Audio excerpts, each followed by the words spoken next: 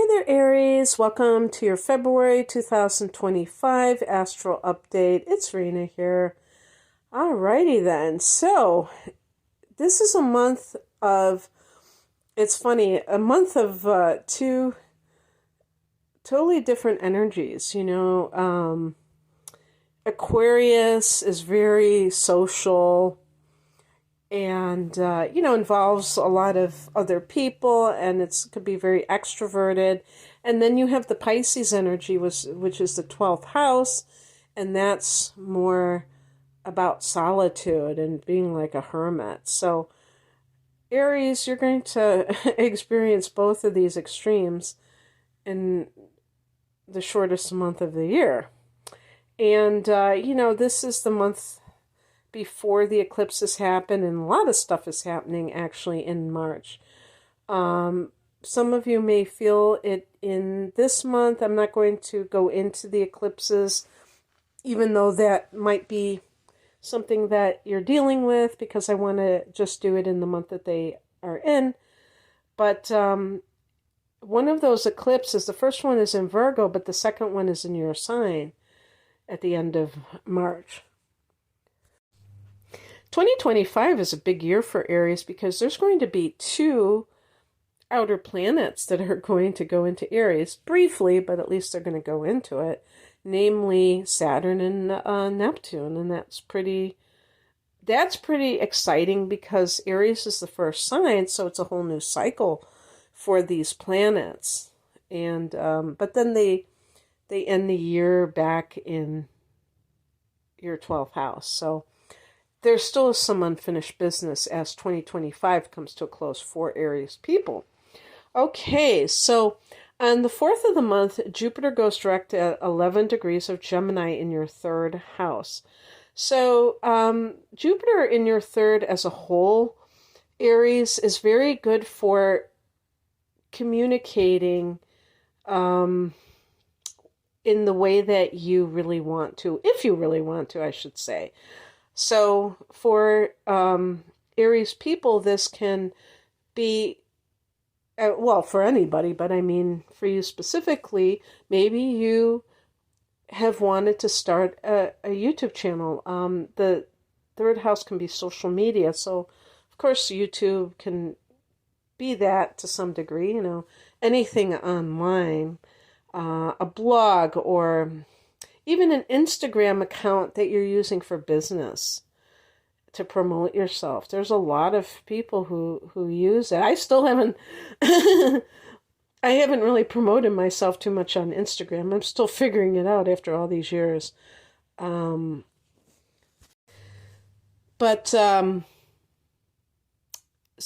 if you were trying to do something and it suddenly kind of stalled, maybe that was when Jupiter went retrograde a few months ago. So you should start to see more traction.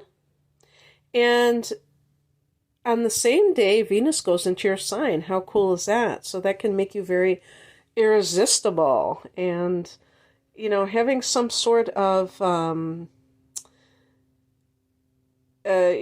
charisma or just like this attractive quality to you that maybe doesn't have to be like just the typical, being beautiful or handsome. It could be something that is very hard to put one's finger on, but it makes you very magnetic. On the 12th, there's a full moon at 24 degrees of Leo in your 5th house of love and creativity, and also children, and also the business that you own. So this is a fellow fire sign, so it trines your sun or ascendant, which is extremely harmonious. When we talk about aspects being harmonious, what we're basically saying is that the planets are playing nicely with each other and they're cooperating, and whatever it is that they're generating, it is doing so that it's going to have a positive effect on you, but it's also, with the trine, it flows the easiest. Like, for instance, the sextile is a harmonious angle as well, But you have to exert a little bit of effort to manifest with that. And this is almost like a gift, when you have a trine. So what we're talking about here in this as a full moon, it can mean different things to different Aries individuals. For some people, this full moon can be getting pregnant. The fifth house can be conceiving children. So it's a very fertile transit. So keep that in mind either way, if you're trying to have a child, but also if you're not wanting a child, keep it in mind. It's also a creative house, so this can be a very creative time for you. You might conceive an artistic project that is really amazing, or something that you really want to act on. This can be the time when you fall in love, when you realize that you have feelings for someone. It could be romantic. On the 14th, Mercury goes into Pisces, so Mercury goes into that 12th house. You may find that your dreams, and even during the 12th house can be the dream state, meaning, while you're sleeping, but also even when you're awake, you can find that you are highly intuitive during this time. Don't expect to be very rational because the 12th house is like otherworldly, but it can be very good for artists and mystics. You can really channel amazing things with this placement. On the 18th, the sun goes here as well. When the sun goes here, this is your hibernation period before the astrological new year, when the sun goes into Aries. So for the next month, you may feel even physically less vital, or you might need more sleep. You might, Aries people tend to be extroverts, but you may find that you're more retiring, you're more keeping to yourself. And that's really, I think, that's actually a very important thing, to be more reflective sometimes and not just always be outside of ourselves. So doing a bit of hermiting, if that's a noun, might be in the picture. Maybe you can, if you can arrange it, it might be amazing to go on a retreat. And by the way, a lot of retreats, we're not talking about things that are very luxurious or anything like that. Like I've been looking into these retreat centers that, can be like I was going to say a local area, but even if you have to travel out of state or what have you, it can still be within a radius of several hundred miles or something. And some of them are quite rustic, and they're not, they provide meals, but they don't, so, you can choose how,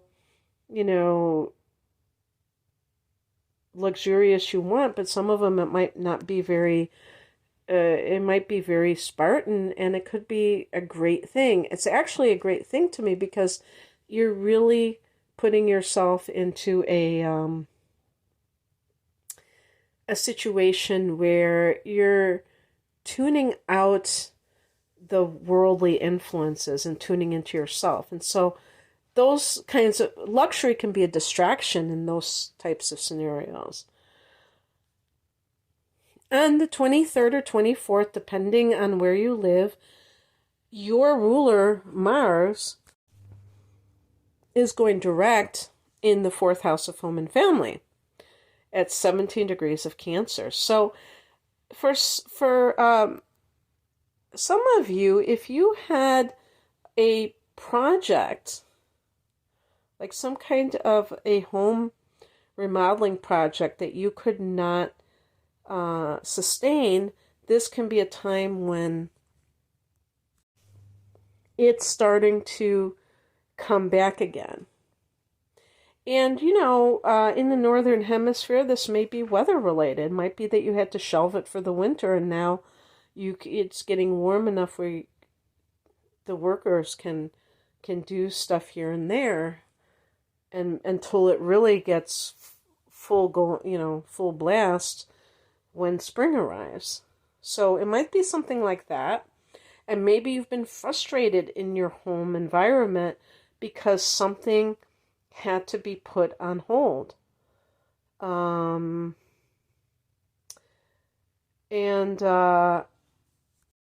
if you were trying to put your home on the market or looking for a new property, maybe you had to delay that, or stop it temporarily, and now you might have that move forward as well. So that should ease some frustrations if you had any that was connected to these kinds of issues. On the 27th, we have a new moon at 9 degrees of Pisces in your 12th house, Aries, and this could be some sort of new spiritual practice that you're implementing, or going to a new spiritual center. Those are possibilities. You may just feel the sense of being reborn in some way. I would say having that full moon in your 8th house could have helped with transformation in that sense. So, yeah, it's really cool. So anyway, I hope that you enjoyed this, and I hope that you're looking forward to February. If you'd like a private reading, the link is below. Thanks for listening. Bye.